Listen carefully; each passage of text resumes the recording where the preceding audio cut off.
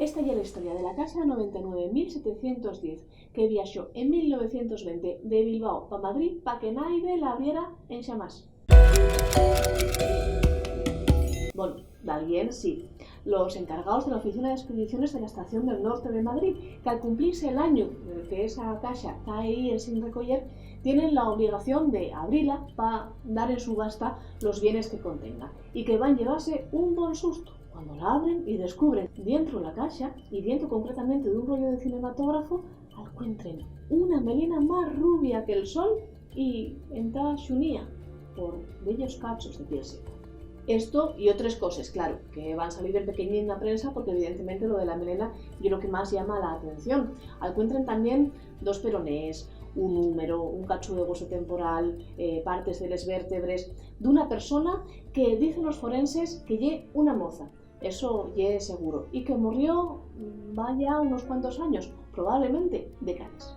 El caso ye que, además de los huesos, la caja contenía los documentos suficientes como para encausar a Carlos Céspedes, un emigrante que en 1916 estaba en Manila, a tenor de la correspondencia que se encuentra en la casa. Las autoridades busquen a este Carlos Céspedes y no lo encuentren en Madrid, pero en Madrid sí que encuentran al padre, a Gonzalo Céspedes, un ciudadano de 57 años que vive en el 15 del Marqués Vivo de Pontejos, en la calle de Madrid, y que va a ocurrir toda la información necesaria para desentrañar este misterio o para enmarañarlo en nada más. No me queda claro. Gonzalo Céspedes era el autor de una de las cartas que se encuentra dentro de la caja, de 1914, y que va a poner a las autoridades en pie de guerra, claro, evidentemente, porque en esa carta Gonzalo de Céspedes dice al Sofío Carlos que tiene que tratar bien a la su hermana, a la nena, como la llamen, que si la trata así, de mal, pegándola y golpeándola, entrar cuando los padres viven, que no fará cuando ellos falten. Como los huesos que se encontraron en la casa hieren de una moza,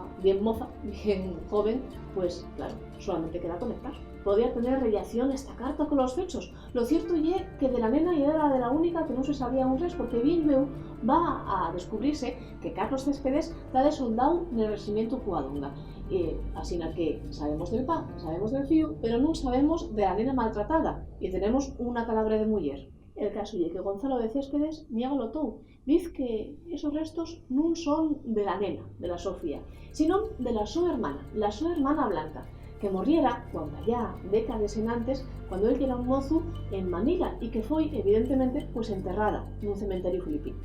Cuando Gonzalo vuelve a España, no quiere dejar sola allí, no quiere dejar solos los restos de la su hermana, pero no tiene tampoco dinero para pagar el traslado llegar, o por lo menos eso es lo que dice. Para los restos, mételos en una caja, todo lo que quede, y mándalos vía barco a Bilbao.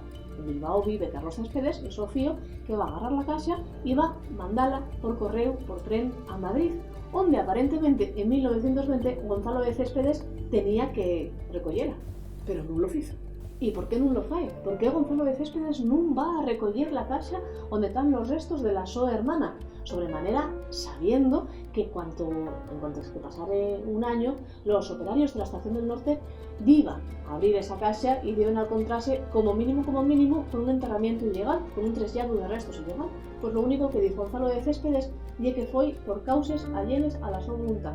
Y ya está, acaba la historia en los medios, no vuelven a hablar de ella. A mí la verdad es que esa excusa no me acaba de convencer y he hecho en falta un poco más de información. Igual de quien que nos esté viendo ahora más información al rollo de la casa 99.710.